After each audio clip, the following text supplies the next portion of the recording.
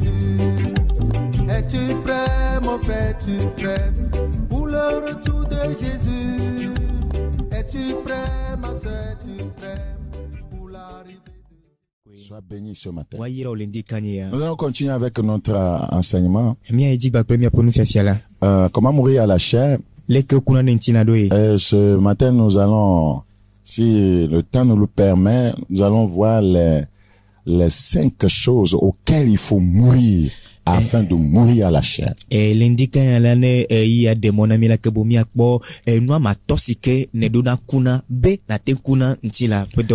Prions s'il vous plaît. Même toi, commandons ta parole. Nous prions qu'elle soit esprit et vie. Merci pour cette grâce. Au nom de Jésus, nous avons prié. Amen. Dans Galates chapitre 5. Galates chapitre 5. Nous considérons le verset 16. Galates 5, 16.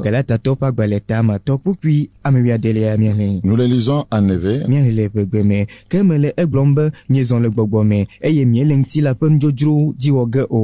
Je dis donc, marchez selon l'esprit et vous n'accomplirez pas les œuvres de la chair. Amen. Alléluia, alléluia. Marchez selon l'esprit et vous n'accomplirez pas les désirs de la chair. Ouais, si le Saint-Esprit n'est pas impliqué dans notre vie, notre adoration ne pourra jamais plaire à Dieu. Car la chair a des désirs contraires à ceux de l'esprit. Et l'esprit en a, voyez, de contraire à ceux de la chair. Ils sont opposés entre eux, afin que vous ne fassiez point ce que vous voudriez. Et nous vous avons expliqué ce que c'est que la chair. La chair, c'est notre vieille nature. La nature irrégénérée par laquelle l'homme vit sous le pouvoir du péché. La chair est l'expression que la Bible utilise pour décrire tout ce qui, dans une personne, s'oppose à Dieu et à sa volonté.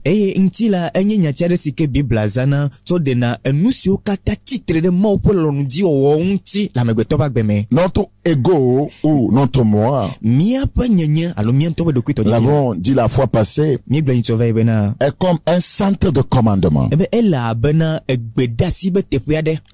qui émet d'innombrables signaux et nous pousse à agir. Donc, les signaux et les actes qui émanent de ce centre de commandement visent tous à nous pousser à faire, à prendre soin, voyez, de nous-mêmes. À épargner notre ego. À chercher toujours à recevoir des honneurs. À chercher toujours à recevoir des faveurs. Et à nous mettre en valeur au détriment des autres. Voyez, donc, quand nous parlons de l'ego du moi, ouais, il est fondé sur l'orgueil. Il est fondé sur l'orgueil. Vous savez, l'orgueil est le fondement de la vie de la chair. L'orgueil est le fondement de la vie de la chair. C'est une réalité. C'est une réalité. Tant que, voyez, votre moi n'est pas subjugué par le Saint-Esprit, par orgueil, vous ne vous soumettrez jamais à Dieu et à sa volonté. Parce que l'orgueil pense qu'il est capable de tout faire en dehors de Dieu. L'orgueil pense qu'il n'a pas besoin des principes de Dieu pour mener sa vie. Voyez, ce moi qui est fondé sur l'orgueil, voyez, héberge 5 autres choses qui sont incluses dans l'orgueil, voyez, et qui nous poussent à mener une vie charnelle.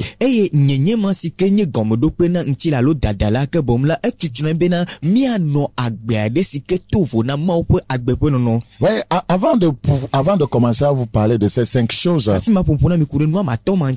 je voudrais un peu parler de l'orgueil en général. Il y a deux types d'orgueil très puissants. Vous avez l'orgueil spirituel et l'orgueil de la vie. L'orgueil spirituel et l'orgueil de la vie. Dans Apocalypse chapitre 3, Apocalypse chapitre 3, Apocalypse chapitre 3, nous considérons le verset 14. Apocalypse chapitre 3, le verset 14. Écrit à l'ange de l'église de Laodicée, voici ce que dit l'Amen, le témoin fidèle et véritable, le commencement de la création de Dieu. Je connais tes œuvres, je sais que tu n'es ni froid, ni bouillant, puisses-tu être froid ou bouillant. Ainsi, parce que tu es tiède et que tu n'es ni froid, ni bouillant, je te vomirai de ma bouche. Blone hame sile laoji kala pe dola bena amesinye amene da sedila nyatepe nutepe wola amesinye ma upe nu upe gomejejela blo esia obena menya wodo obena me fa ha o eye mejeju ha o de meji bena fa alona jeju ke ele yoyure etala majo tonye nume apu gbe. Donc, si vous analysez bien ce passage, vous allez constater que cette église était une église remplie d'orgueil. Elle était remplie d'elle-même. Et c'était l'orgueil spirituel. Elle était fière, vous voyez, de ses acquis spirituels. Elle pensait qu'elle n'avait plus besoin de quoi que ce soit. Parce que tu dis, je suis riche, je me suis enrichi et je n'ai besoin de rien. Ouais, qu'est-ce qui a rendu cette église finalement tiède? Ouais, je suis riche. Je n'ai besoin de rien. Voyez, cette manière, voyez, de penser a finalement, voyez, rendu cette église tiède. Parce que l'orgueil précède la chute. Donc, au verset 17, ouais, la Bible dit, parce que tu dis, je suis riche, je me suis enrichi et je n'ai besoin de rien, et parce que tu ne sais pas que tu es malheureux, misérable, pauvre, aveugle et nu. Dans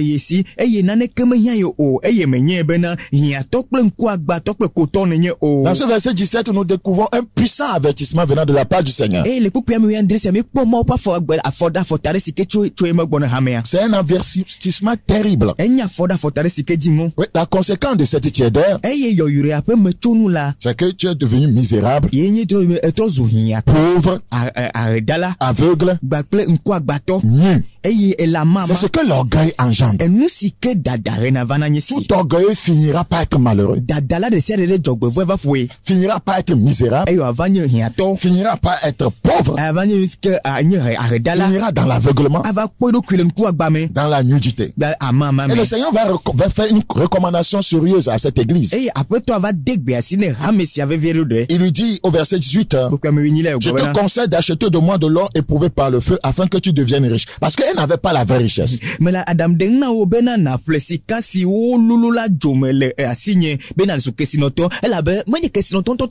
pensait être riche, mais elle n'était pas aux yeux de Dieu. C'est ça l'orgueil. C'est ça l'orgueil. Parce que cette richesse était en dehors de Dieu. Donc l'orgueilleux réussit sa vie en dehors de Dieu. Et le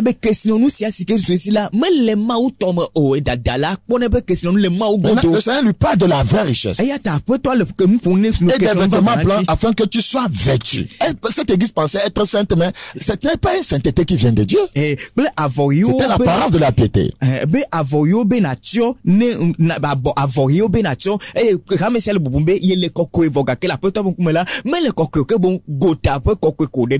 Cette église pensait qu'elle était vêtue. Mais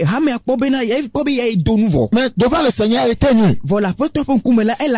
Et que la honte de ta nudité ne paraisse pas. Et un colis pour un tes yeux, elle pensait qu'elle voyait bien, qu'elle était spirituelle. Mais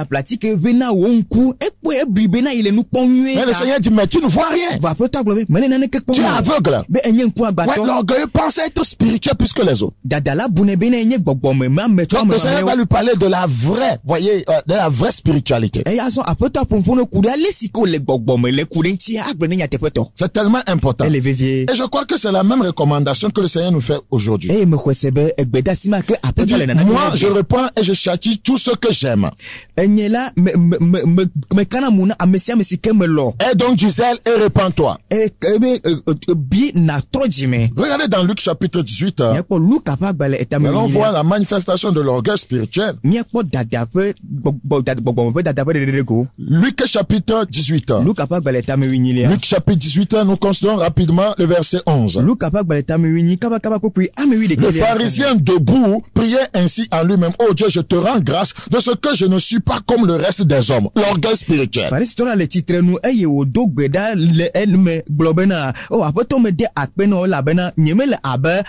Qui sont ravisseurs, injustes, adultères ou même comme ce publicain. Il pensait qu'il était déjà saint.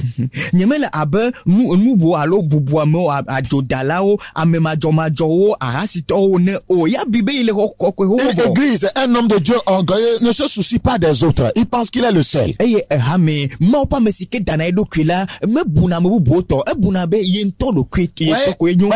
C'est une église qui classe les autres églises comme des églises sans valeur. C'est ce que ce pharisien est en train de faire. Au lieu d'intercéder pour, voyez, celui-là qui n'est pas encore arrivé, il est en train de le mépriser. Vous voyez la manifestation de l'orgueil spirituel. Je suis plus loin que lui. Je suis plus puissant que lui. Est-ce que le Seigneur l'utilise pour guérir comme il m'utilise? Ouais, je suis plus riche que lui. J'ai plus de connaissances spirituelles que lui. La manifestation de l'orgueil spirituel. La Bible nous fait comprendre que il continue au verset 12 en disant: je jeûne 2 fois la semaine. Vous voyez, il y a des gens qui jeûnent. Ce n'est pas que si tu leur demandes pourquoi tu jeûnes, ils ne te diront rien. Parce qu'ils veulent faire 40 jours pour que un jour ils disent aux gens: nous avons fait 40 jours. Mais tiens, nous donnons le conseil de Kame. Et quoi, elle est amodo le otiam do na biosebe nous ka le kolontindo do nous ka mentindo le do o mal tele gomme de genao nous sita o le tindo do nyebena yo atindo ke blane e nous agbogbe ka be yo ha yo tindo ke blane po. Si on demande aux pharisiens pourquoi ils jeûnent 2 fois dans la semaine, il ne dira rien. Nous bien pharisiens nous katane tian do le conseil de Kame do matengo nyane ke o puisque il dit qu'il est déjà saint. Elle a ba agbobe yele kokoko. Il dit qu'il a déjà l'argent puisqu'il dit que lui donne ses dîmes. Agbobe egalé si o voilà agbobe ya inana etomo nous et pourquoi? L'orgueil spirituel. Je donne la dîme de tous mes revenus. Donc il a beaucoup de revenus. Ouais, c'était la manifestation de l'orgueil spirituel. La conséquence au verset 14. Je vous le dis, celui-ci descendu dans sa maison justifié plutôt que l'autre, car quiconque s'élève sera abaissé et celui qui s'abaisse sera élevé. Vous voyez, donc le Seigneur abaisse toujours, voyez, les orgueilleux. Mais quoi, après toi,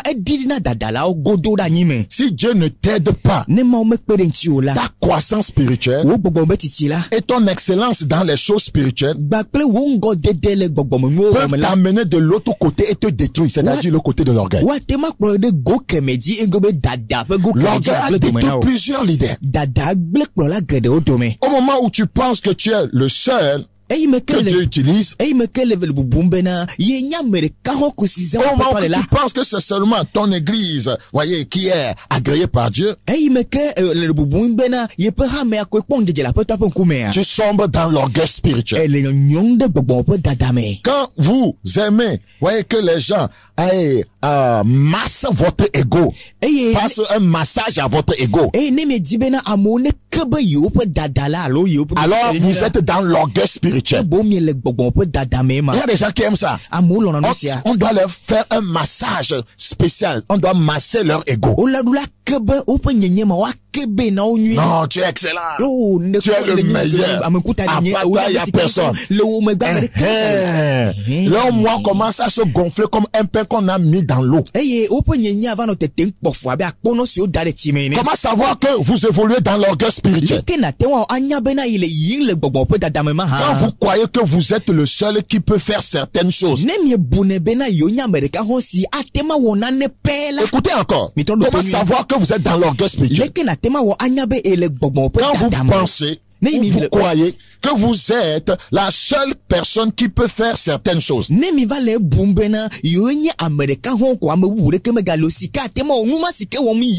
Alors vous tombez dans l'erreur d'Élie. Vous tombez dans l'erreur d'Élie. Regardez dans 1 roi. 1 roi chapitre 18. Le verset 22. 1 roi 18 le verset 22. Et Élie dit au peuple, je suis resté seul des prophètes de l'Éternel. Il y a 450 prophètes de Baal. Il a dit qu'il était seul. Qui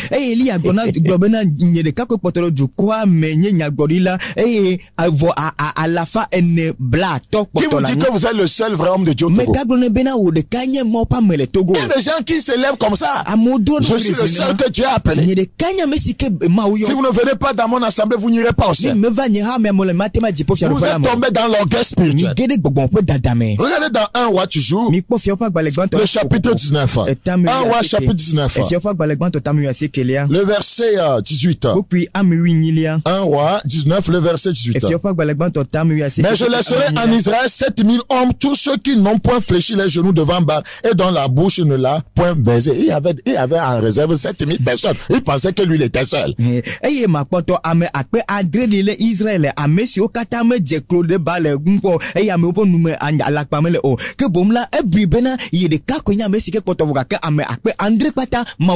Quand le Seigneur vous fait grâce et vous priez beaucoup, 2 heures, 3 heures, 4, 5, 10 heures de temps.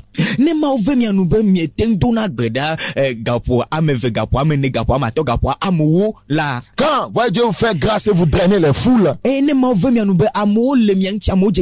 Quand Dieu fait grâce et vous êtes puissamment utilisé par lui. Vous devez extrêmement faire attention. Vous devez extrêmement faire attention. Vous savez, le plus grand besoin d'un pécheur, c'est le salut. Ne parlez pas d'autre chose à un pécheur. Le pécheur n'a pas besoin des prières de restauration, de guérison, d'onction. Il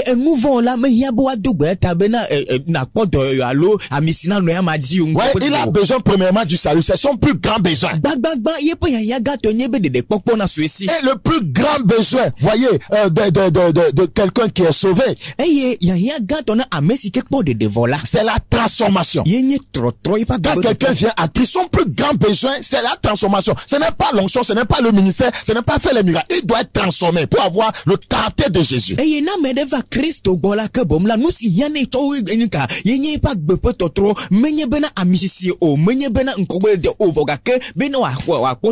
le plus grand besoin, voyez, d'un chrétien transformé, c'est la puissance de Dieu. Et le plus grand besoin de quelqu'un que Dieu utilise qui manifeste sa puissance, c'est le caractère, l'humilité.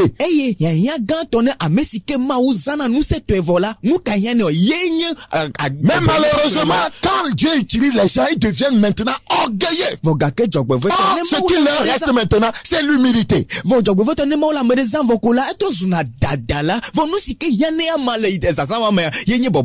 C'est tellement important. Il nous faut l'humilité pour bien achever notre course. Et maintenant, voyez, voyez, celui que Dieu utilise, voyez, à quel le caractère et l'humilité, ce n'est pas fini. Parce que il y a des degrés de transformation, il y a des degrés de la manifestation de la puissance de Dieu, il y a des degrés de caractère et d'humilité. Il doit continuer toujours.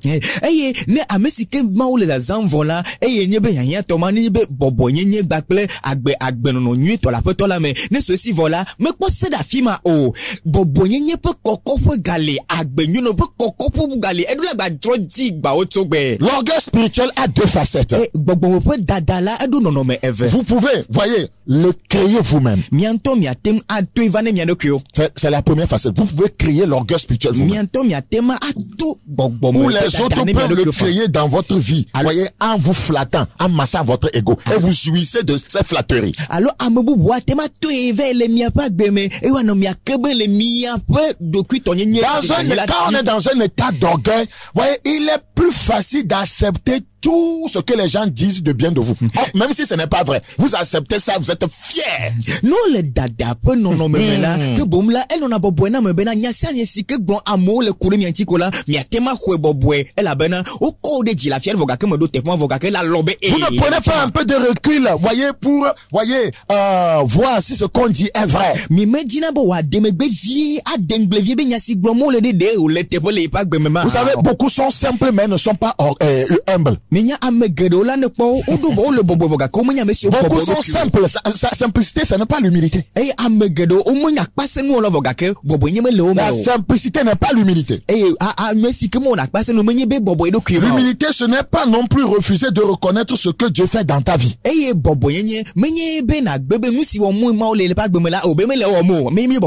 C'est tellement important. Tu peux reconnaître ça et donner toute la gloire à Dieu. Et ceux qui sont en train de t'apprécier, tu les fais comprendre qu'ils doivent plutôt apprécier Dieu, que c'est pas sa grâce. Il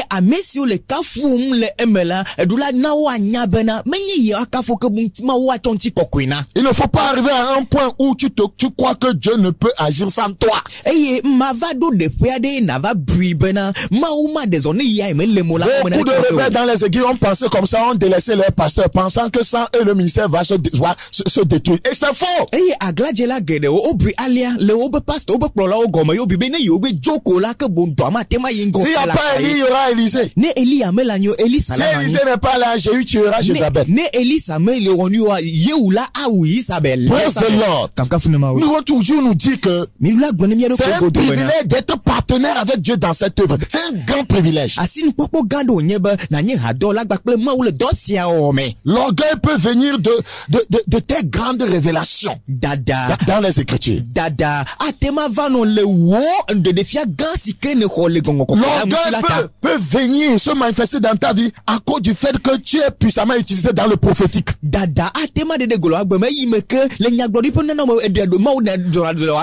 peut se manifester dans ta vie parce que Dieu t'utilise dans le miraculeux. L'orgueil peut surgir dans ta vie parce que tu es un bon orateur. Et tu ne vas plus manifester la patience envers ceux qui font des erreurs de langage. L'orgueil peut, voyez, se manifester dans ta vie à cause de ta grande sagesse et de ton intelligence spirituelle. N'oubliez jamais qu'après avoir tout fait, nous devons dire que nous sommes des serviteurs inutiles. Donc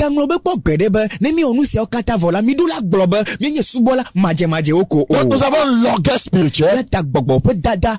Ouais, c'est le premier type d'orgueil. Et nous avons l'orgueil de la vie. Regardez dans 1 Jean chapitre 2. 1 Jean chapitre 2. 1 Jean chapitre 2, le verset 16. 1 Jean 2, 16. Maison enlevée.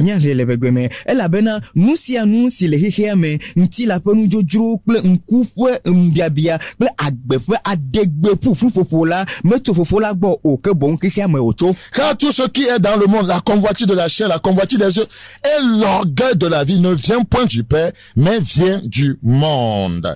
Ouais, l'orgueil de la vie, c'est l'exaltation de soi. Dû à ses grandes réalisations. Écoute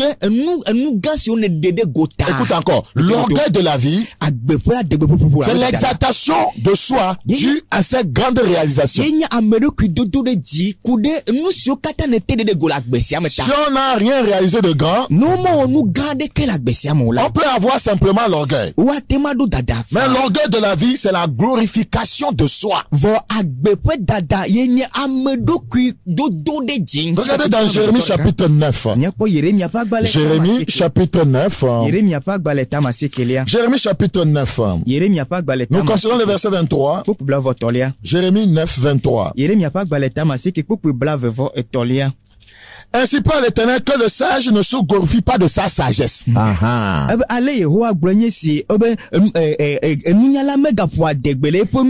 le fort ne se glorifie pas de sa force. Que le riche ne se glorifie pas de sa richesse. Le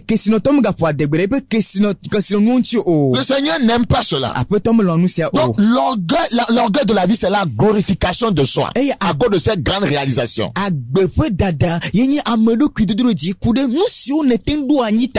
L'orgueilleux refuse de reconnaître Dieu comme l'auteur de ses succès. Écoute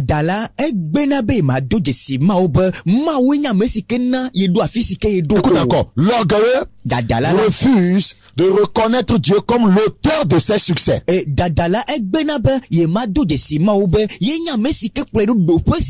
devons savoir que tout vient de Dieu au travers des hommes. Mais l'orgueilleux dit, tout vient de moi. J'ai réussi à cause de ma propre force, ma propre sagesse, de mon intelligence. Regardez dans Daniel chapitre 4. Daniel chapitre 4.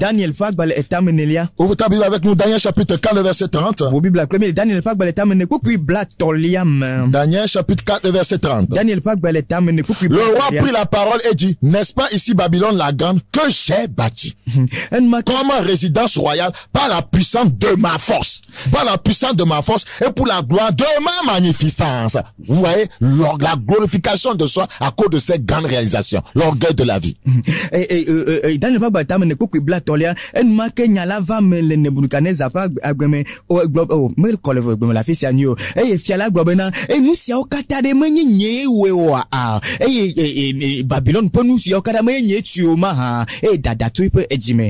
N'est-ce pas ici Babylone la grande? N'est-ce pas ma maison ça? N'est-ce pas mon commerce? N'est-ce pas ma voiture? Ne sont-ce pas mes terrains que j'ai abattis comme résidence royale par la puissance de ma force? Dieu n'est pas dedans. Et pour la gloire, pas pour la gloire de Dieu, la gloire de ma magnificence. La parole était encore dans la bouche du roi, qu'une voix descendue du ciel apprend au roi Nebuchadnezzar qu'on va t'enlever le royaume. L'orgueil précède toujours la chute.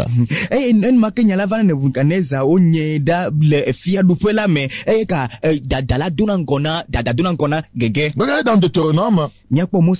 Deutéronome chapitre 8. Le verset 11. Je vais lire en français. Deutéronome chapitre 8, le verset 11.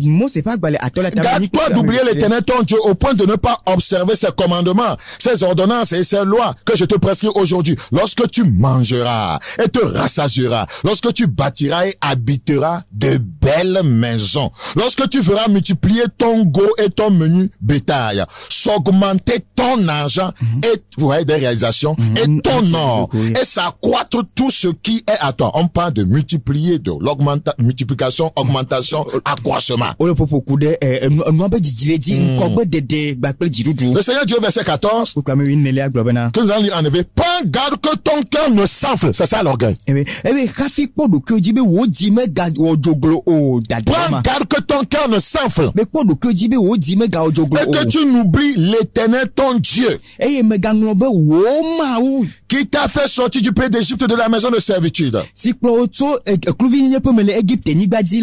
Prends garde. prends garde. C'est tellement important. Le verset 17. Garde-toi de dire en ton cœur, c'est ça la définition même de l'orgueil de la vie.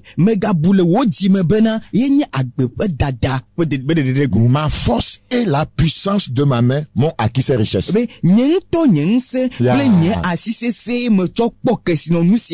n'ai pas dedans. Il y a beaucoup de croyants, beaucoup d'hommes de Dieu, lorsqu'ils arrivent, voyez, à faire de grandes réalisations, ils oublient Dieu. Ils ne se souviennent pas de comment Dieu les a aidés à arriver là.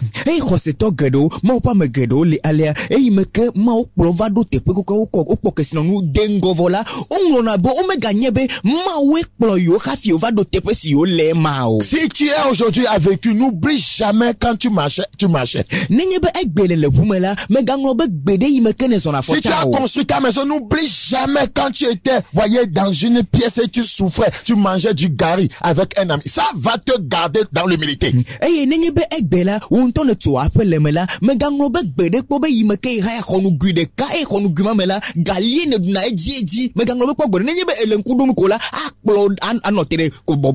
Si tu es marié aujourd'hui, n'oublie jamais quand tu étais célibataire.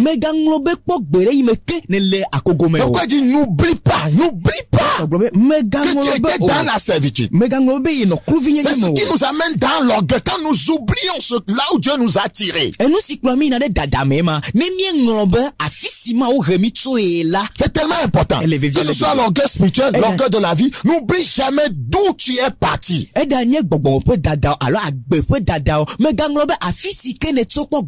cela va te maintenir dans l'humilité. Frères et sœurs, je voudrais vous dire, l'orgueil est un tueur de destin. L'orgueil est un tueur de destin. C'est pourquoi nous devons prendre garde, voyez, à ce virus plus terrible que le corona. Et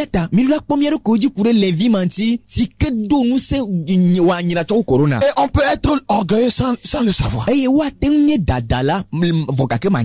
À moins que tu aies l'habitude d'aller à la retraite, c'est-à-dire dans sa présence, pour lui dire, Seigneur, sonde-moi, oh Dieu, sonde-moi, et connais mes pensées.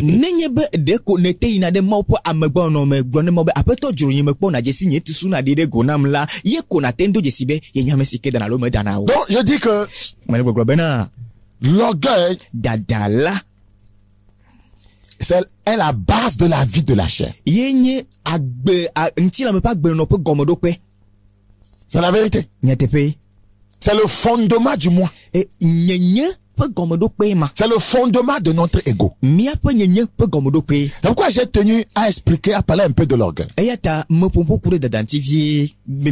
Frères et sœurs, Jésus-Christ est la révélation de l'ordre divin.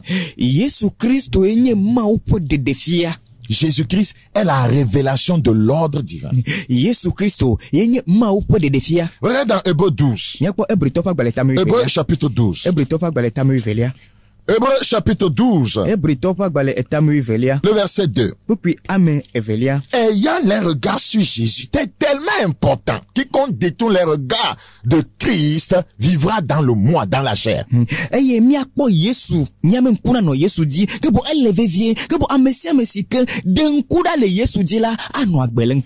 que Jésus est la révélation de l'ordre divin. Ouais, si vous voulez savoir comment Dieu travaille, si vous voulez comprendre le standard de Dieu, si vous voulez comprendre le modèle de Dieu, celui que vous devez étudier, c'est Jésus-Christ. Celui que vous devez étudier, c'est Jésus. Pas votre pasteur. Pas une star. Dans Colossiens chapitre 2. Colossiens chapitre 2. Le verset 2. Colossiens 2. Colossiens Le verset, Colossiens chapitre 2. Pour mieux comprendre, verset 1. Je veux en effet que vous sachiez combien est grand le combat que je soutiens pour vous, et pour ceux qui sont à la Odyssée, et pour tous ceux qui n'ont pas vu mon visage en la chair, afin qu'il ait le cœur rempli de consolation, qu'il soit uni dans la charité et enrichi d'une pleine intelligence pour connaître le mystère de Dieu, savoir Christ. Christ est le mystère de Dieu. C'est lui qu'on doit étudier. Quand on parle de mystère, on parle de ce qui est caché. C'est lui qu'on doit étudier et découvrir en lui tout ce que Dieu veut qu'on fasse pour mieux vivre. Et Christo yenye maupe amlemala no pompo kude amlemanti nuagla yonye kebo Christo me mi adropo e mi aten dojesi nu sike maudo anyi be mi aten no agbele nu la. Dans Colossiens chapitre 1 le verset 27. La Bible dit à qui Dieu a voulu faire connaître quelle est la glorieuse richesse de ce mystère parmi les païens, savoir Christ en vous, l'espérance de la gloire. C'est de Christ qu'il est question. Il ne s'agit pas de toi et de moi.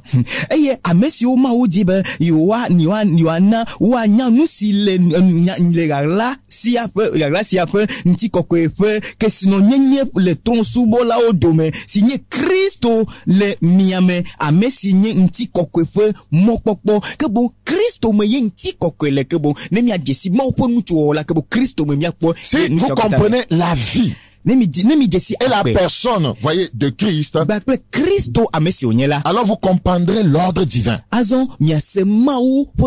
Voilà, vous comprendrez l'ordre divin. Notre expérience, je vais dire, avec le Fils de Dieu, nous sépare de tout ce qui est sale, souillé. Et mia benu metoto ogbakple Christo la emana mida tu nusio kata ni numa komako. Nous sépare avec le moi, l'ego, l'orgueil. Emana mida to dada nyenye. Nous sépare avec la vie de la chair. Emana mida tu nchila me pak benono. Et nous amène à satisfaire les exigences de Dieu. Et yo nanabe mi ona maufwe dodoji. La Bible dit dans Ésaïe 52. Bible Ésaïe afak balet tabla tovo evelia. Ésaïe chapitre 52. Ésaïe afak balet tabla tovo eve. Ésaïe chapitre 52, le verset 11. Il est écrit dans ce passage, partez, sortez de là. Dans d'autres versions, sortez de Babylone. C'est de la vie de Babylone qu'il s'agit. Sortez de Babylone. Partez de là. Sortez du monde. Ne touchez rien d'impur. Sortez du milieu d'elle, c'est-à-dire de cette ville. Purifiez-vous. Vous qui portez les vases de l'Éternel. Vous qui utilisez les ustensiles réservés au service du Seigneur. Dans d'autres versions. Le croyant doit savoir qu'il est un ustensile, un moyen. Je veux dire, un instrument réservé au service de Dieu. Il doit se séparer de tout ce que Dieu n'aime pas. La vie de la chair, le moi. Sinon, Dieu ne peut pas vous utiliser. Partez. Quittez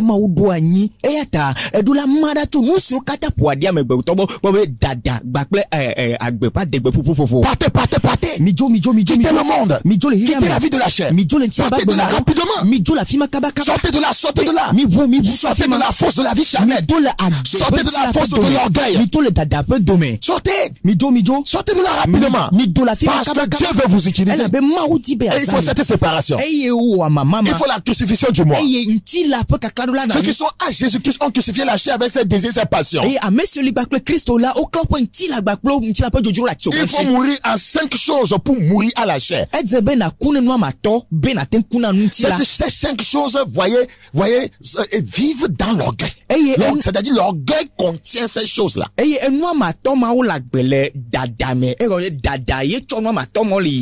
Le centre de commandement qui est le moi, l'ego, héberge ces 5 choses. Tant que ces 5 choses ne sont pas, mortes, l'ego vivra, le moi vivra, le moi continuera à vous commander. Il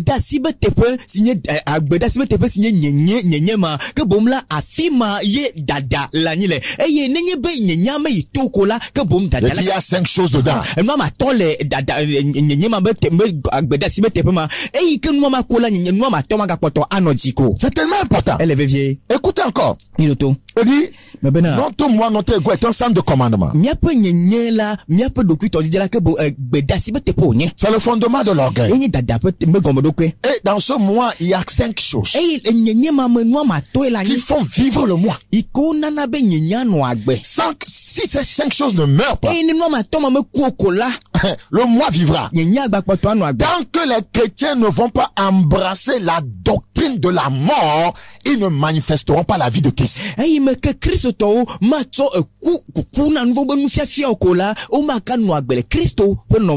La première chose qui doit mourir pour que la chair meure. Ouais, parce que dans le moi, il y a cette chose.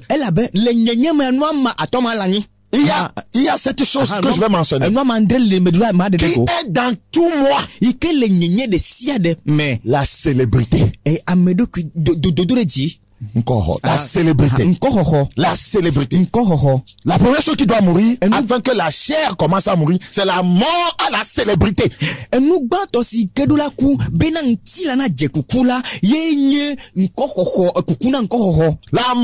à la célébrité. Vous savez, juste au moment où Christ, voyez, est mort à la célébrité, Dieu lui-même a commencé à l'annoncer, à faire sa propagande. Si tu veux que Dieu t'annonce, si tu veux que Dieu fasse de toi quelqu'un de célèbre, toi-même tu dois mourir à la célébrité.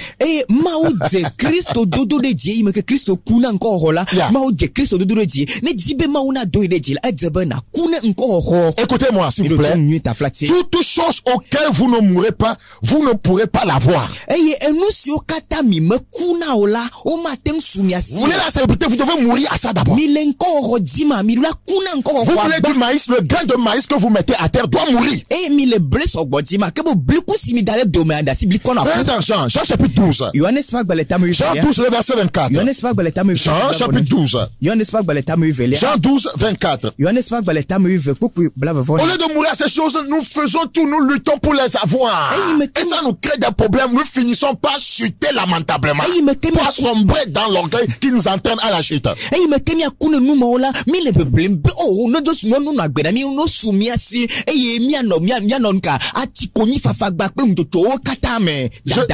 dis encore, toutes choses auxquelles vous ne mourrez pas, vous ne pourrez jamais l'avoir. De la part de Dieu, bien sûr. Si Dieu doit vous donner quelque chose, vous êtes mort à la chose. Parce que ce qui vient du monde ne peut jamais glorifier son nom. Il doit vous donner quelque chose qui vient de lui. Il y a une célébrité qui vient du monde, mais il y a une célébrité qui vient de Dieu. Dieu veut vous donner ce qui vient de lui.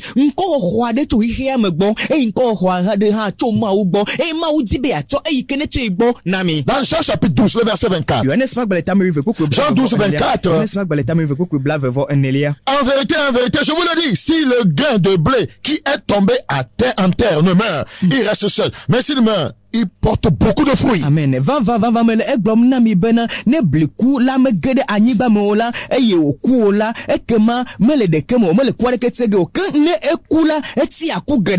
Ouais, ce passage est tellement important. C'est l'équation du royaume. C'est la loi du royaume.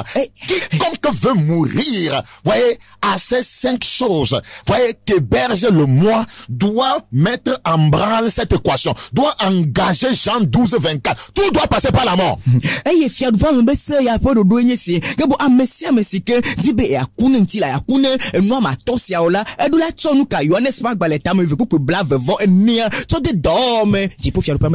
l'exemple que Christ nous a montré en demandant à Jean-Baptiste, voyez, de le baptiser.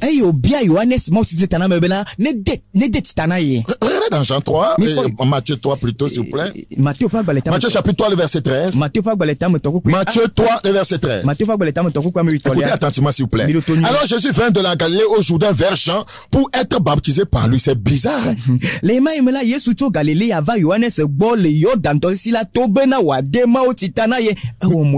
Oui, c'est bizarre, c'est étonnant. C'est pourquoi la Bible dit au verset qui suit. Mais Jean s'y opposait en disant, mais c'est moi qui qui a besoin d'être baptisé par toi et tu viens à moi?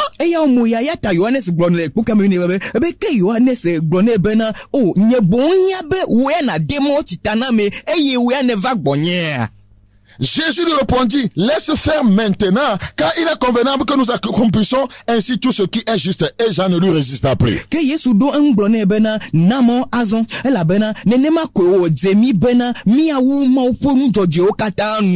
dire que Jean lui résistait. Nous allons comprendre après que Jean avait raison. Dès que Jésus eut été baptisé, il sortit de l'eau et voici les cieux s'ouvrirent et il vit l'Esprit de Dieu descendre comme une colombe et venir sur lui.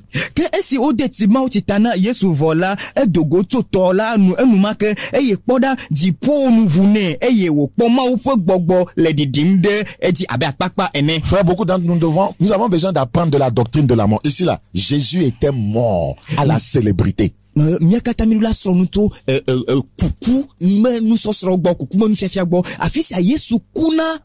voyons ici que le Créateur s'est humilié et s'est fait baptiser par la créature. On appelle ça quoi? La mort à la célébrité.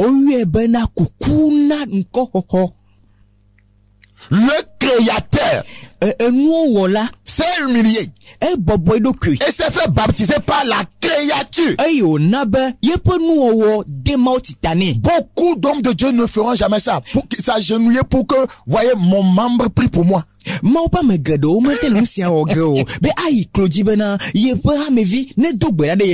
Ouais, la fois passée, ouais, cela m'a étonné. Mon père spirituel, celui qui m'a prêché Jésus, je suis venu à Christ.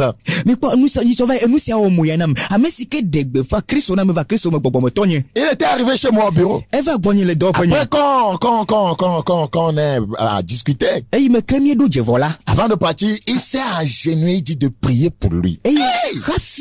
De prier pour lui. Comment? Quelle humilité. Et j'ai dit, Seigneur, non, mais je ne suis pas digne de faire ça. Mais comment il insiste? Quand j'ai fini, je me suis aussi agenouillé. Et j'ai appris. Le super, normalement, c'est pas le comment on dit ça? Je dois voir un passage hébreu. Je vais vous lire un passage dans l'hébreu. Et nous allons beaucoup plus comprendre là-bas. Normalement, c'est l'inférieur, voyez, qui doit s'agenouiller pour que le supérieur prie pour lui. Ici, le Créateur s'est humilié et s'est fait baptiser par la créature.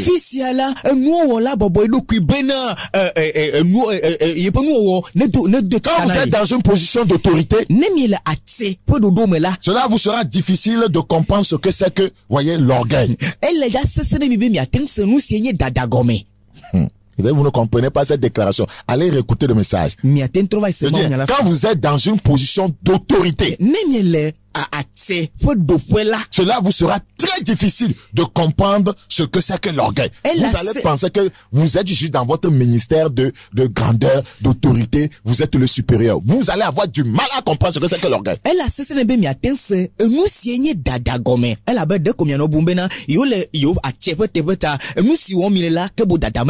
Que le Créateur se laisse baptiser par la créature, cela s'appelle une grande humiliation. Humiliation.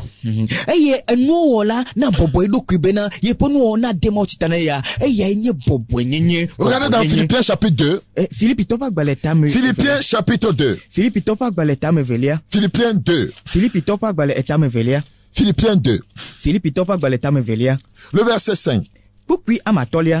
Ayez en vous les sentiments qui étaient en Jésus-Christ, lequel existant en forme de Dieu, n'a point regardé comme une proie à arracher d'être égal avec Dieu, mais s'est dépouillé lui-même en prenant une forme de serviteur, en devenant semblable aux hommes et ayant paru comme un simple homme. Il s'est humilié lui-même, se rendant obéissant jusqu'à la mort, même jusqu'à la mort de la croix. C'est pourquoi aussi Dieu l'a souverainement élevé et lui a donné le nom qui est au-dessus de tout nom, afin qu'au nom de Jésus, tout genou fléchisse dans les cieux, sur la terre et sous la terre. Voyez? Et que toute langue confesse que Jésus-Christ est Seigneur à la gloire de Dieu le Père. Vous voulez l'élévation, vous devez nécessairement passer par l'humiliation. Celui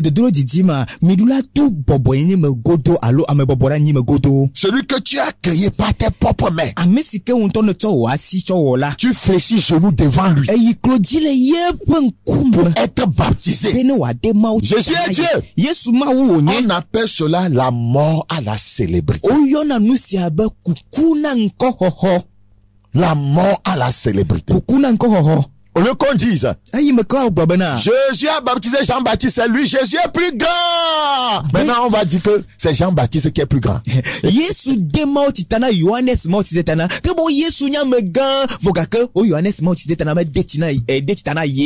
Beaucoup de croyants et de pasteurs n'accepteront jamais passer par cette école.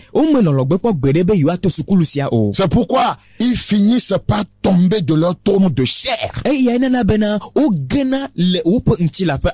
C'est ce qui est arrivé à Saül. Il était conscient, voyez, de la présence des gens qui l'entouraient.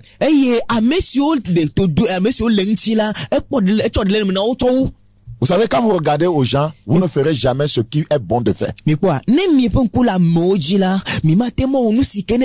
Si Jésus pensait à ceci, qu'est-ce que les gens vont dire?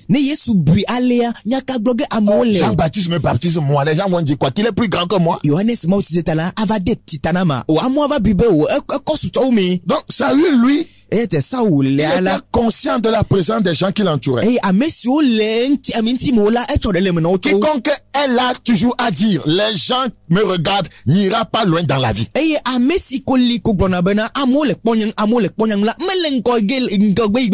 Regardez dans 1 Samuel chapitre 13.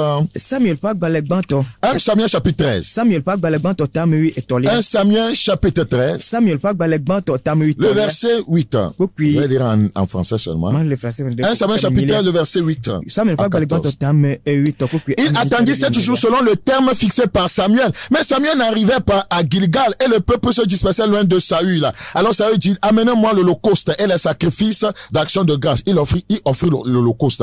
Comme il achevait d'offrir l'holocauste, voici Samuel arriva et Saül sortit au devant de lui pour le saluer. Samuel dit, qu'as-tu fait? Samuel répondit, lorsque j'ai vu que le peuple se dispersait loin de moi, il regardait aux gens. Que tu n'arrivais pas au terme fixé et que les Philistins étaient assemblés à Mishmak, je me suis dit, les Philistins vont descendre contre moi à Gilgal et je n'ai pas imploré l'Éternel. C'est alors que je me suis fait violence et que j'ai offert l'holocauste. Samuel dit à Saül, tu agis en insensé. Tu n'as pas observé le commandement que l'Éternel, ton Dieu, t'avait donné. L'Éternel aura affermi pour toujours ton règne sur Israël. Et maintenant, ton règne ne durera point. L'Éternel s'est choisi un homme selon son cœur. Et l'Éternel a destiné à être le chef de son peuple parce que tu n'as pas observé ce que l'Éternel t'avait commandé. Vous voyez? À cause, voyez, de son orgueil. Samuel ne vient pas vite. Moi, je peux faire ça. Alors que ce n'était pas, voyez, à lui de faire cela. Voyez, il va finir par faire quoi? Par chuter. Le Seigneur va choisir quelqu'un qui est meilleur que lui. Jésus dit à Jean-Baptiste, nous devons accomplir ce qui est juste. Parce que Jean lui résistait. Nous devons accomplir ce qui est juste. Ça voudra dire quoi? C'est-à-dire, il ne faut pas violer les lois de l'esprit. C'est lui, Jésus même qui dit ça. Mais, voyez, quand vous lisez Hébreux 7:7, c'est comme Jésus a violé les lois de l'esprit. Quelle est cette loi? Hébreux 7. Hébreux chapitre 7. Or, c'est sans contredire l'inférieur qui est béni par le supérieur. On dira que c'est ça la loi. On dira que Jésus a violé ceci. Or, c'est lui-même qui dit, ouais, qu'il ne faut pas violer les lois de l'esprit.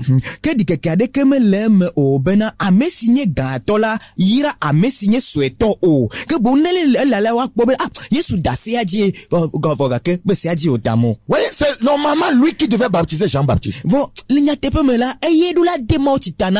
Selon cette loi de l'esprit de Hébreux 7:7. Mais si vous analysez bien ce que Christ a dit, vous verrez que, voyez, il n'est pas question de la violation de cette loi. Regardez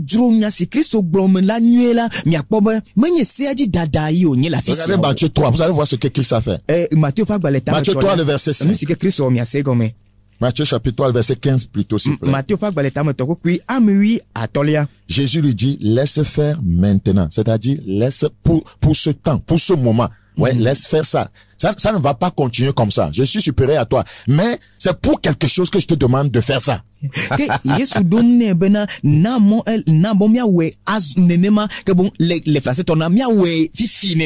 faire maintenant. C'est-à-dire, pour ce moment précis. Ouais, quand vous lisez Paroles vivantes, accepte pour le moment. C'est ce qu'il a dit. Accepte pour le moment.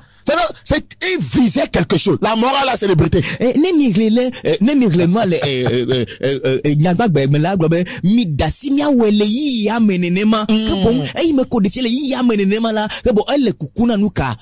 Donc Jean-Baptiste était en train de dire, normalement c'est toi qui dois me baptiser. Et Jésus dit, bon, c'est vrai, c'est la loi de l'esprit, je suis supérieur à toi. Bon, pour le moment, accepte ça. Accepte ça. Parce que Christ, de façon consciente, voulait mourir à quoi? À la célébrité. Johannes Moses tena yime ko tilenti la be o menene ma se agboma le ne ma ke bo mia we alesike ole la ke bo Yesu gbo be ke bom la da si mia we ne ma fifi kengbo mia we ne ma fifi kengbo ko nye be Kristo po suenye be yakuna nko hoho. Et voyez, notez quelque chose dans Matthieu chapitre 3. Quand il va poser cet acte, il va mourir à la célébrité. Dieu va commencer à l'annoncer. Regardez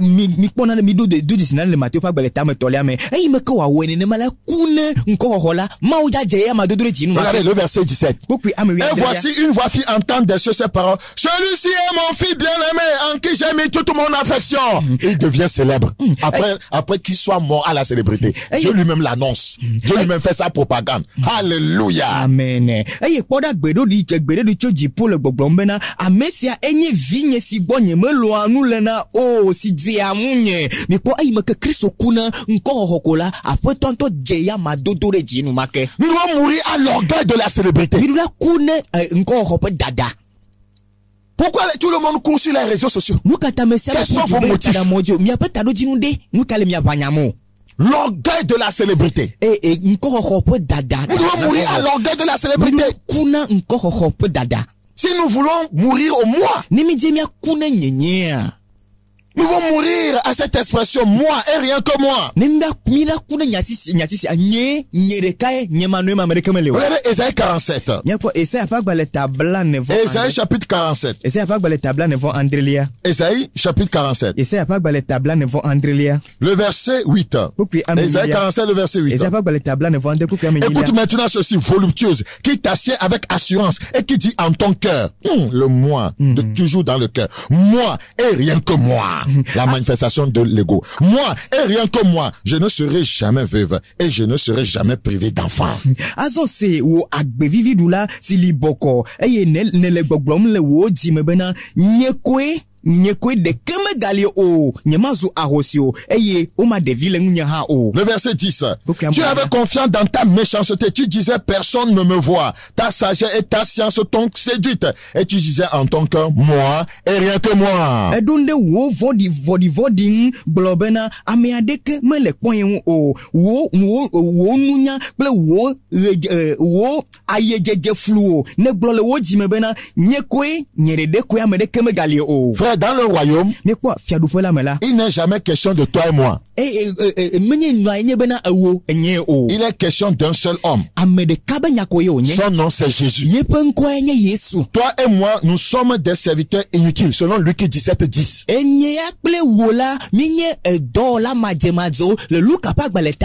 Nous cherchons, voyez, à nous élever. C'est Christ qui doit être élevé. Regarde dans Actes chapitre 8. Actes chapitre 8, le verset 5.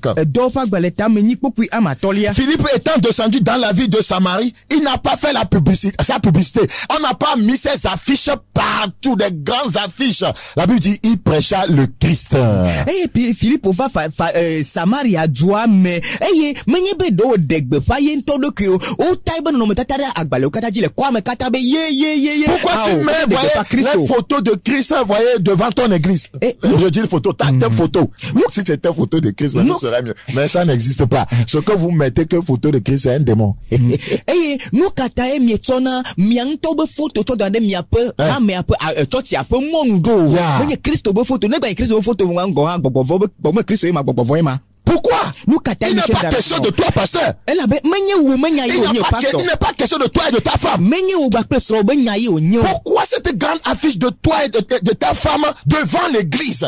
Nous kata photo gama non mais tata gama sro mi bakle sro le hammer devant au-dessus de ton hôtel. Pourquoi? Le ovo ça me plaît un peu ta gongbe domela sro mi bakle sro photo la fille. Tu cherches quoi? Nous kadivene le. Il n'est pas question de toi. Dans le royaume il est question d'une seule personne, il s'appelle Jésus-Christ de Nazareth.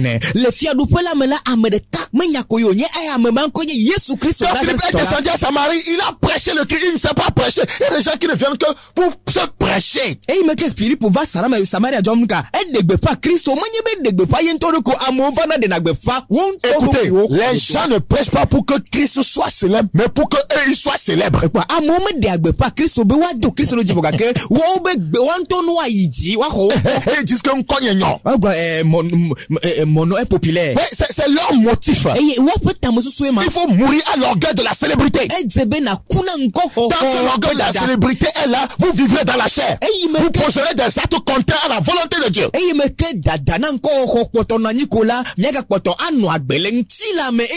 Parce que à cause de l'orgueil de la célébrité, vous allez minimiser les autres, ridiculiser les gens.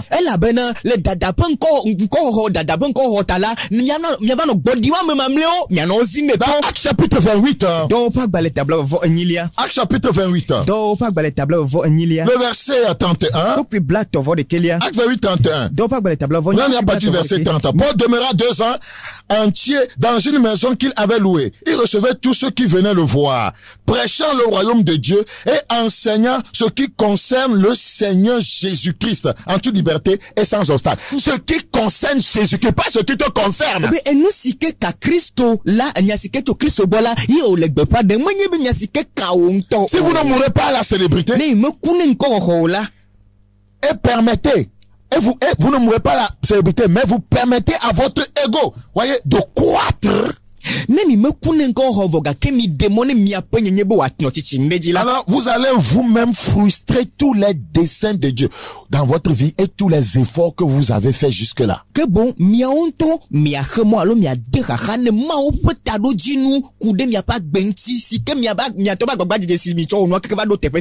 Seigneur dira à Saül dans 1 Samuel 15, le verset 28, qu'il a trouvé quelqu'un de meilleur que lui.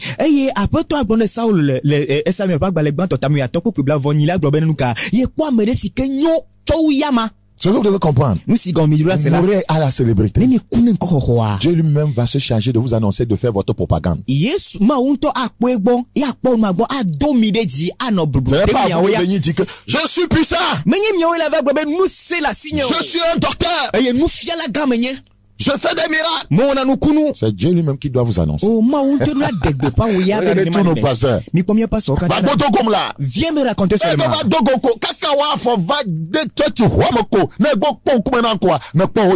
Si tu arrives à me raconter au moment où tes pieds fouleront dans mon église, tu auras ta santé. Tu souffres parce que tu ne m'as pas encore rencontré. Tu es qui? Orgueilleux. Mais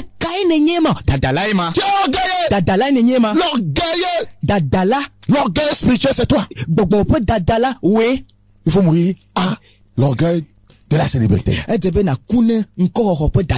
C'est la première chose qu'héberge le moi. Et ça fait tomber les gens. La deuxième chose auquel il faut mourir. La deuxième chose auquel il faut mourir. Il faut mourir à la convoitise. Nous parlons de la seconde chose dont il faut mourir pour mourir à la chair. Il faut mourir à la convoitise. Le moi héberge la convoitise. 1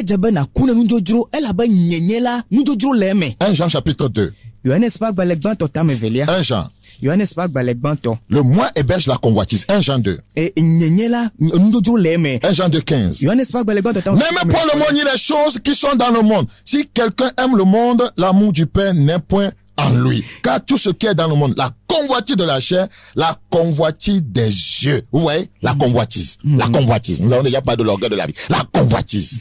Eh ben, mi galo ye me ple nous si o le mo ne ameade lo ye me la fofo pe lo me le mo e la bena nous si le ye me nti la pe nous jojuro ple nku pe adegbe me mbiabia njojuro. La convoitise de la chair, nti la pe nous jojuro. La convoitise des yeux, ple nku pe njojuro.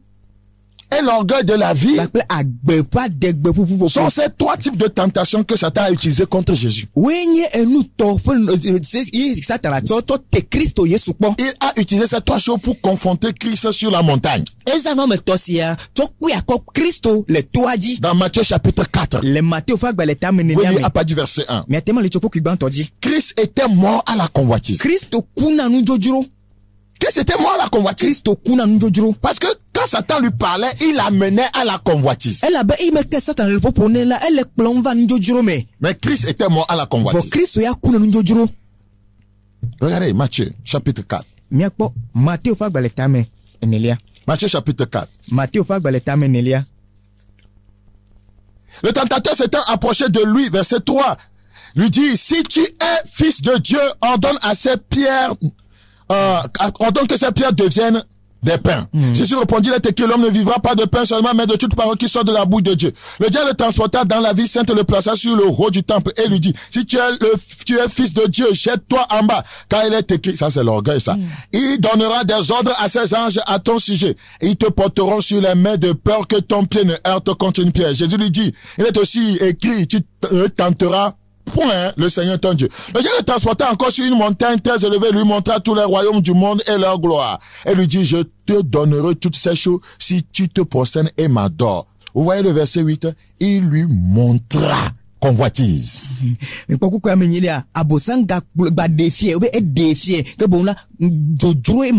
il lui montra. Beaucoup d'entre nous sommes des chrétiens depuis des années. Mais toujours captifs de la convoitise. Vous avez la dimension à laquelle nous devons œuvrer avec Dieu, fonctionner avec Dieu. La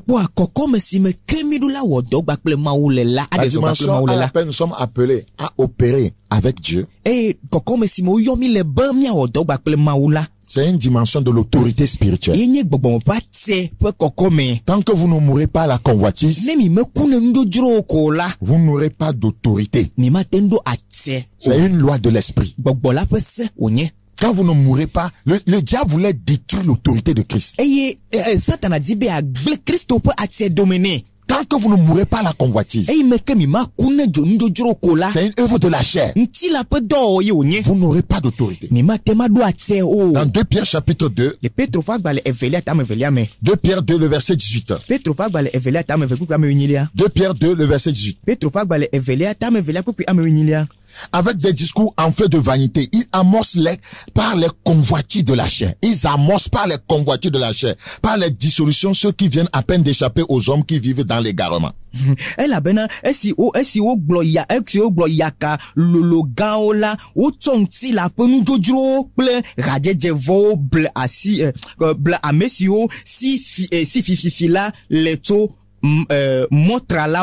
Vous voyez ces hommes de Dieu dont on parle ici, remplis de convoitises. Ça veut dire ils amorcent par les convoitises de la chair. Le verset 19, ils leur promettent la liberté quand ils sont eux-mêmes esclaves de la corruption. Ouais, et ils-mêmes sont esclaves. Tu es esclave de la corruption, esclave de la convoitise, et tu promets la liberté à qui?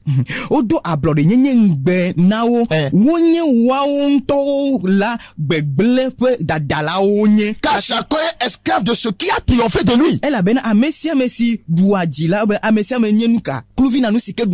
Tu annonces aux gens, venez, vous serez libérés. Oh, toi-même, tu es esclave. Tu es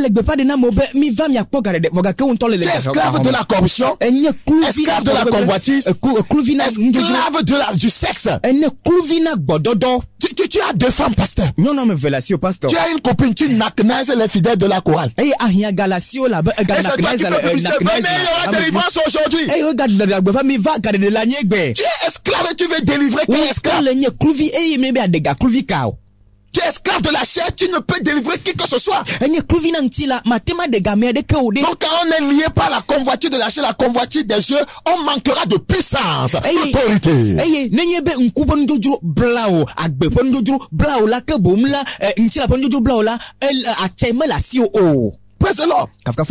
La sœur Anna de Silva que souvent monsieur Adjao joue avant de faire ce film là. Elle a dit quoi? Ouais, que un jour elle a teinté ses cheveux et son pasteur, c'est-à-dire une partie était teinte, l'autre était resté comme ça. Son pasteur l'a apprécié. Elle dit que c'était joli. Vous voyez, le pasteur même convoite. Et il va faire quoi? Anna da Silva que si que miato Adjao pour na de na pe nui kafi je na pe no data bo jila da se agbobena be ka ye do kola ye pe da papa de ka e me ke do kola pe da papa de ka e be va e me pasteur kafu be o enya ponto pasteur ponto. Quand tu es pasteur, les gens viennent avec les mèches multicolores, tu sais les sœurs, c'est joli hein, les rouges à lèvres, aujourd'hui tu es encore belle. Voyez, avec collant, elle a décalqué son sexe, c'est comment on dit ça, à clito, ouais, tout ça là, et puis toi pasteur, toi-même tu es charnel, tu vas délivrer qui?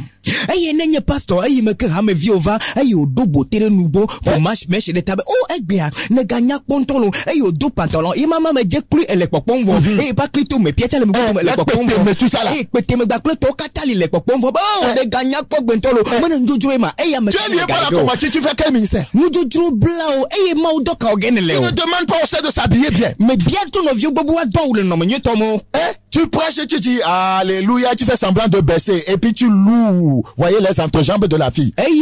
Anglobe le kafukafu radi alo kafukusubo alléluia me kene di taguvie unko ide nyo de tu beba quand tu regardes ce qu'il ne faut pas regarder, tu parles la langue. Nenye be va konu sikeme jebe na kwa vokola ba ya kakaka chuchu. Tu fais délivrer qui? Nebe adegameka.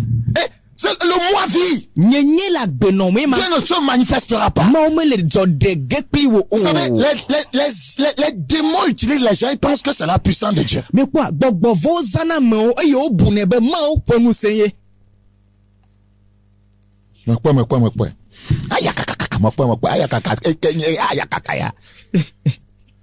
Comment peux-tu vivre dans la fornication et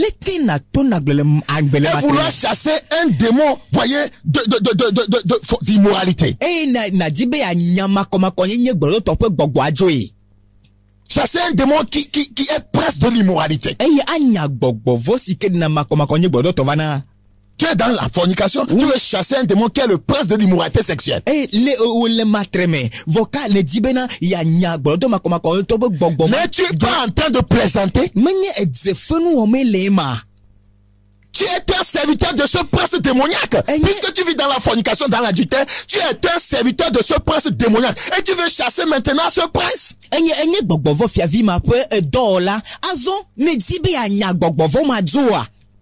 Parce que la convoitise de la chair des yeux t'a entraîné là. Que Dieu nous aide. Vous savez, quand Christ a vaincu les 3 tentations, c'est-à-dire quand il est mort à la convoitise, il va commencer à manifester la puissance de Dieu. Je vous ai dit, quand il est mort à la célébrité, Dieu va l'annoncer. 2, quand il est mort à la convoitise des yeux de la chair, avec tout ce que le diable lui présentait, l'orgueil de la vie, Dieu va commencer à l'utiliser puissamment. Vous allez retrouver ça dans Matthieu 4 encore. Vous allez voir comment, après avoir vaincu, il est utilisé.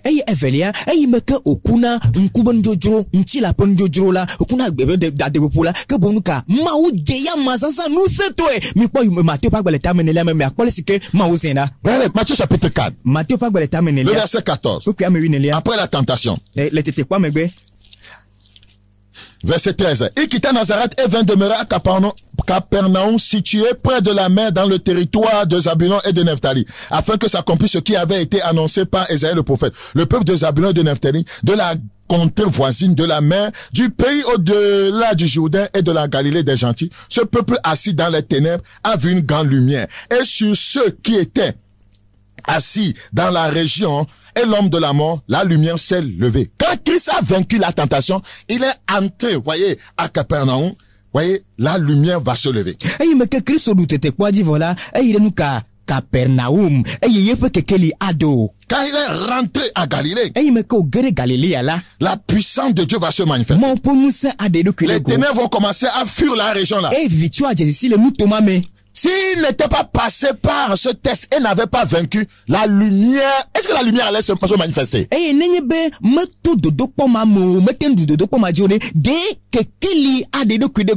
Si l'ennemi nous vainc par la convoitise de la chair, la convoitise des yeux, l'orgueil de la vie, au lieu que nous répandions, voyez, la lumière de Christ, nous allons répandre sur nos fidèles quoi? Les ténèbres.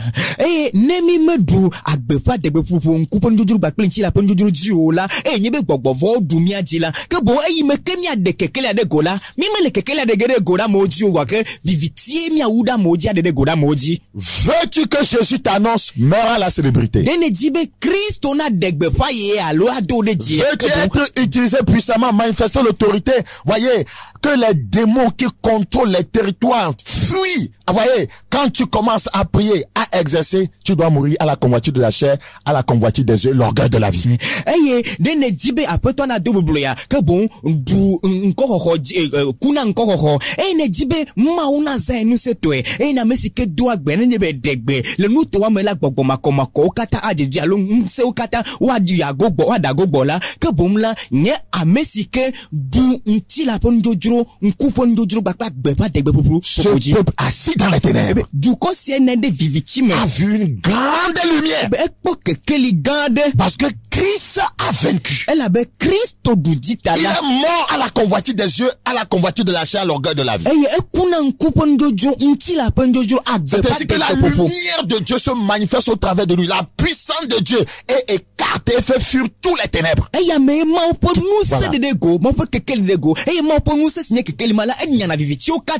Voilà. Que le nom de Jésus soit glorifié.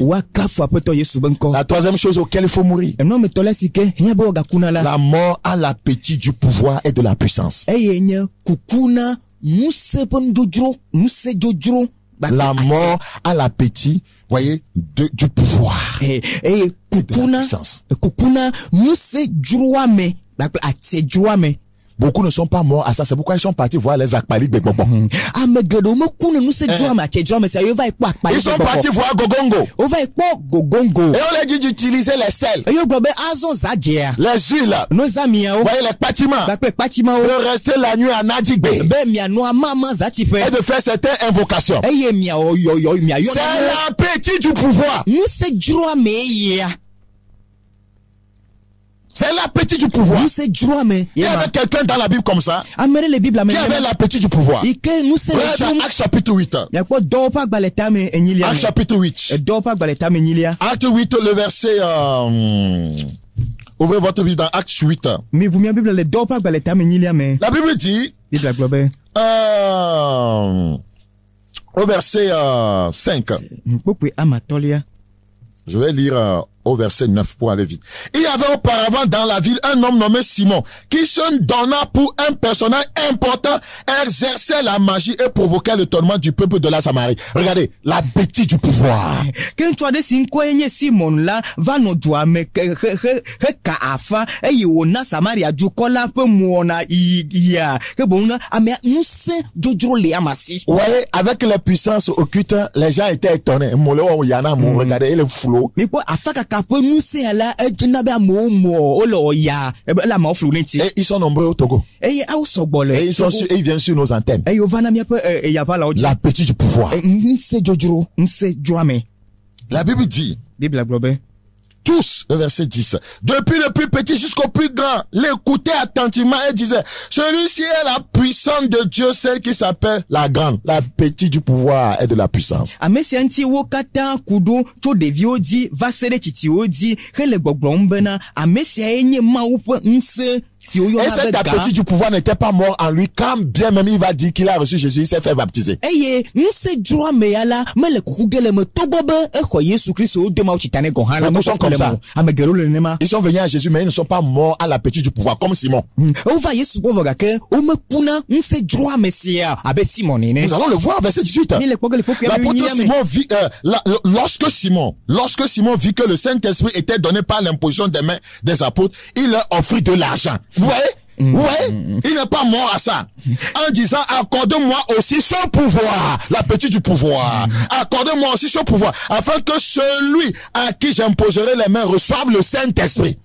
Que est-ce Simon Pobena, to apostolo ope asi dadade amedi na ona bogbokokwela choga venao choga venao nse pondujuro galeima gbobena minanse sianye ha bena amesi keji mada asido la wa na ho bogbokokwela. Pourquoi il leur donne l'argent? Nous kata choga nao. Ouais. La première fois avant d'avoir cette puissance magique, il avait donné l'argent à un charlatan. Donc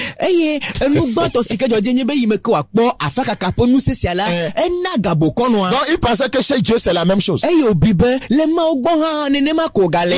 à Dieu, il s'est fait baptiser, il n'était pas mort. Ouais, il faut embrasser le ministère de la mort. Il faut engager Jean 12:24. C'est la loi de l'esprit. Quiconque vient à Jésus doit engager cette loi. Si le grain mis à terre ne meurt, il ne peut produire, voyez, beaucoup de fruits.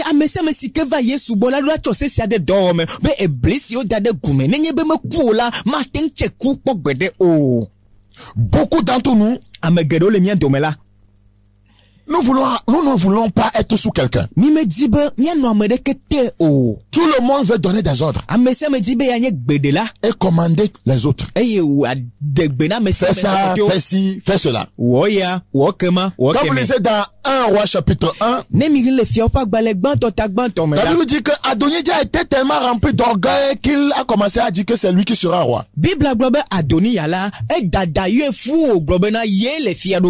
L'appétit du pouvoir. 1 Roi 1. 1 Roi 1:5. Adonijah, fils de Haggi, se laissa emporter par l'orgueil jusqu'à dire, c'est moi qui serai roi. Vous voyez, il se procura un char et des cavaliers et 50 hommes qui couraient devant lui. Vous voyez, l'appétit du pouvoir.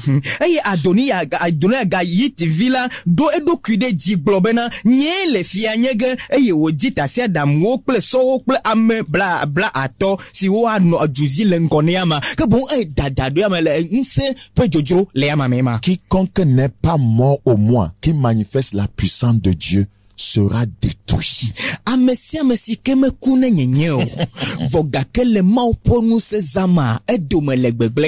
Qui n'est pas mort à la vie de la chair, mais dit qu'il fait des miracles, il sera détruit. C'est une question de temps. Beaucoup voyagent pour aller voir des gens qu'ils appellent des hommes de Dieu qui cherchent pouvoir. Ils n'ont pas une vie transformée, juste pour aller chercher pouvoir. Qu'on n'a qu'à leur imposer les mains, on n'a qu'à prier pour eux, qu'on n'a qu'à leur donner, c'est pour qu'ils puissent venir faire des miracles. Est-ce que tu es transformé? Est-ce que tu es mort à la chair et tu veux manifester la puissance de Dieu? C'est un processus, hein. L'enfant, 1, croissait. 2, se fortifier en esprit. 3, était dans le désert jusqu'au jour où Dieu va le présenter à Israël. C'est Luc 1:80 ça. Aye, amegedo doavu alo twa yambu diamo inatepe gedo bena yai mau pa me nous c'est toi d'abo e yo ava onka ava ko nous c'est toi fima negbe daside yodiko alo ne fiande yoko yo ativa noto no nse de go fogake wa agbe metro agbe o metro fogake be ade no nse de go e voka fina po no sema dodo yo onye ina eti alesi ke olebe obe devia elle titi et on nous sait qu'on la peut la mais que boum là et no gbedi et que no gbedi voilà après afima après tu le et me gba après va dide go fia du kola nene mo no na ma luka pa gbele tagba to ko blani c'est dans le désert qu'on meurt au moins et gbedi o kuna na nyenyele hein beaucoup ne veulent pas passer par là amegere o me di be ato afima o. Quiconque se rend chez un homme de Dieu qui prie pour toi, qui fait des délivrances, alors que tu sais qu'il a une mauvaise vie, il a 2 femmes, il vit dans l'immoralité, il vit dans l'adultère, tu sais ce que ça va donner? il est en train de mettre des démons en toi.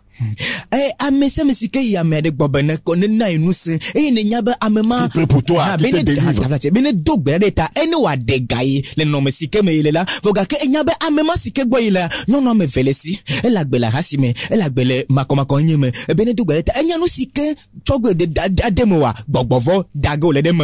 Parce que toi, tu ne veux que la solution. Non, il ne te donnera pas seulement la solution, mais des démons. Certaines personnes vous donnent non pas seulement la solution, mais des problèmes aussi. Vous savez, ceci n'est pas de l'amusement. Vous pouvez lire la Bible, hein, de Genèse à Apocalypse, et citer tous les versets bibliques par cœur. Mais vous serez surpris de voir que votre vie contredit ce que vous dites et enseignez.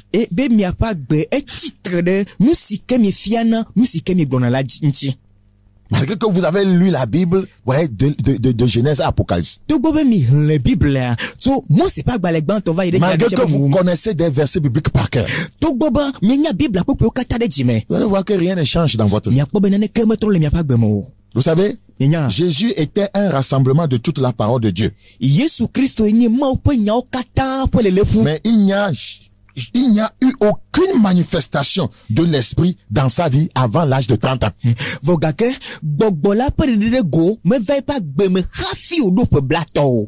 Il est passé par la formation. Beaucoup sont pressés. Vous ne vous posez pas la question de savoir qu'est-ce qu'il faisait les 30 ans là.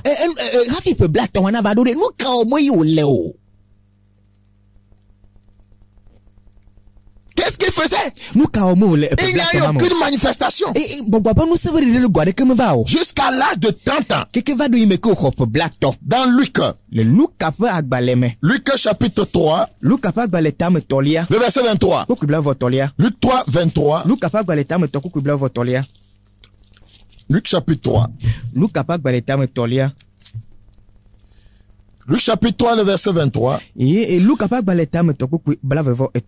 Jésus avait environ 30 ans lorsqu'il commença son ministère, étant comme on le croyait, fils de Joseph, fils d'Élie.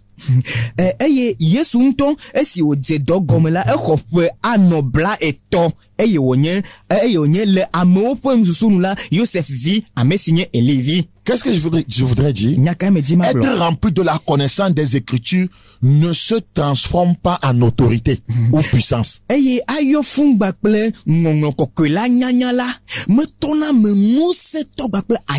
rempli des Écritures ne te donne pas la domination. Il y a des choses plus importantes comme la soumission à Dieu. La Bible dit Jacques 4:7. Ouais, soumettez-vous à Dieu, résistez au diable, il fera loin de vous. Voyez, toi tu es rempli de la connaissance. Ça ne te donne pas l'autorité. La soumission à Dieu. C'est la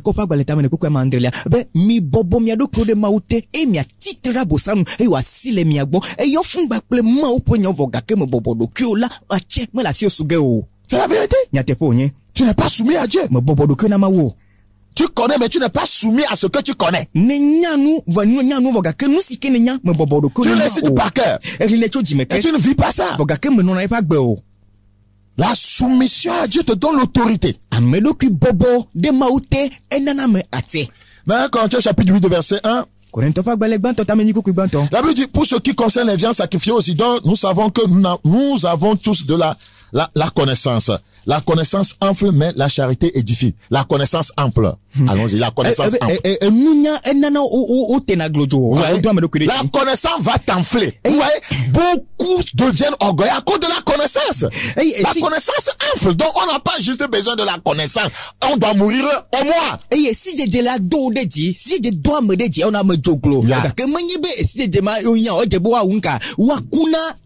Écoutez. Écoutez. Ouais, la connaissance sans la mort au moins fera de toi un désastre dans le royaume. beaucoup vont à l'école biblique, à l'école théologique, ils ressortent avec la connaissance. Mais pas la mort au moins.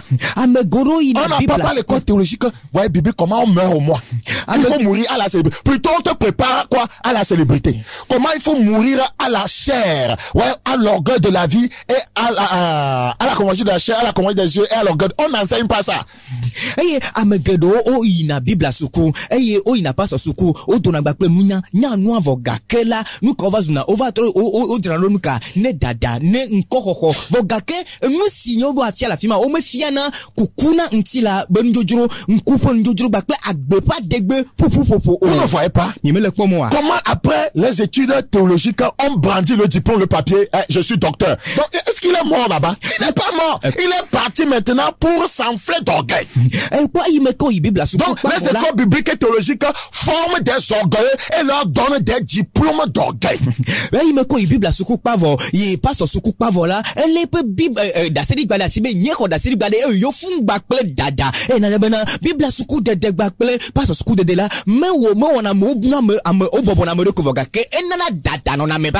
Et puis quand on prend ce papier là, on met ça dans une vitrine, on met ça dans son bureau. Là où on a fait la théologie à Harvard, la théologie à Chicago, et puis vous voyez les diplômes là, c'est beaucoup de diplômes. Tel séminaire à Hong Kong, on met ça en affiche, et puis on est là orgueilleux, vivant dans la chair.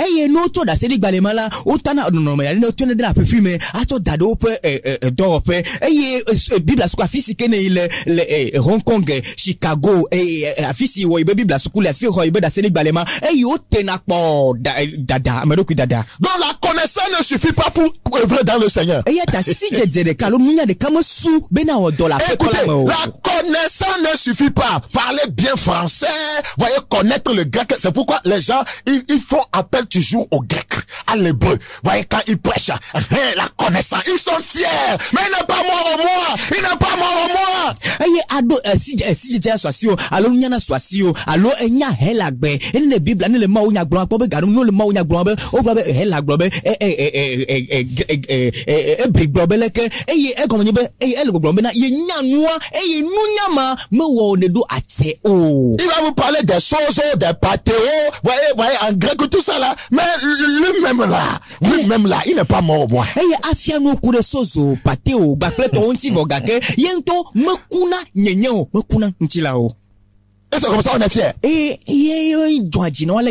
Quand on appelle directeur de l'école théologique ABC, il est content. No yebena ABC ba Bibla sukuba nu fialaga edijonento. La connaissance enfle. Quelqu'un peut ne pas avoir toute votre connaissance, mais il est mort au moins. Dieu l'utilise. Il dit simplement au nom de Jésus, les genoux fléchissent.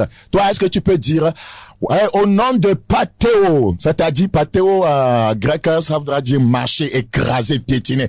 Ouais, est-ce que tu vas dire Pathéo et tu vas écraser et piétiner les démons? Ne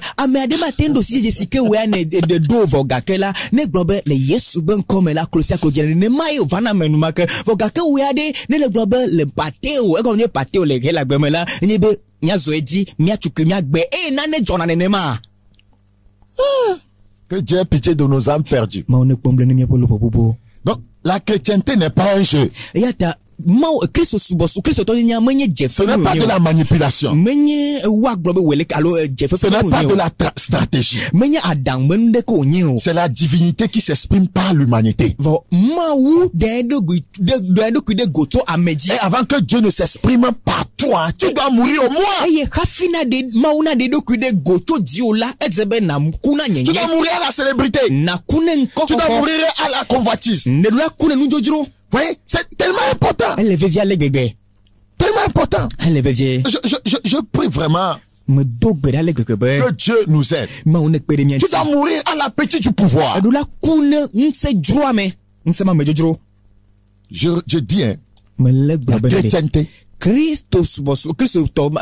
vais continuer la prochaine fois, je vais m'arrêter ici. La chrétienté Ce n'est pas un jeu. Ce n'est pas de la manipulation. Ce n'est non plus de la stratégie. C'est la divinité qui s'exprime par l'humanité. C'est pourquoi Paul dit dans Galates 2:20, si je vis, ce n'est plus moi qui vis, c'est Christ qui vit en moi.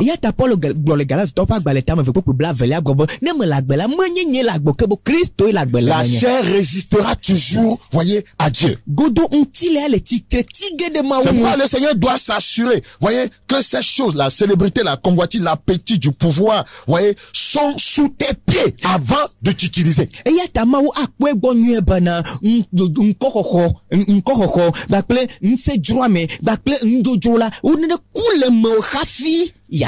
veut que tout ce qui, voyez, en toi cherchera à lui résister, soit ôté.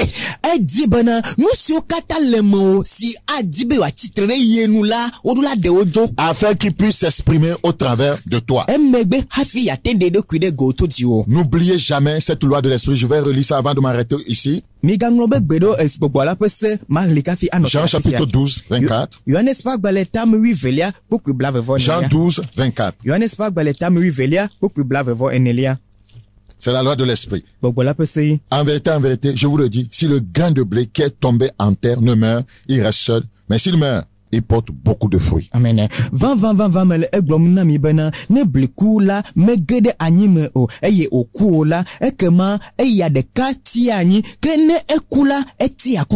Lorsque cette loi de l'esprit est frustrée, voyez, dans ta vie, le Seigneur ne peut t'élever. Toute loi de l'esprit passe par, voyez, toute élévation passe par cette loi de l'esprit. La mort à la célébrité, la mort à la convoitise, convoitise de la chair, la convoitise des yeux, l'orgueil de la vie, la mort à l'appétit du pouvoir. Et il reste deux grandes choses. Nous allons continuer avec la mort à l'appétit du pouvoir, voyez, et deux autres, voyez, œuvres de la chair qui doivent mourir. Qui sont dans ce centre de commandement. Nous allons les découvrir le lundi prochain si Jésus tarde à venir. Seigneur, merci pour ta parole. Au nom de Jésus-Christ. Amen. Amen. Que Dieu vous bénisse. C'est le frère Bakoya Yas. Le message des derniers temps.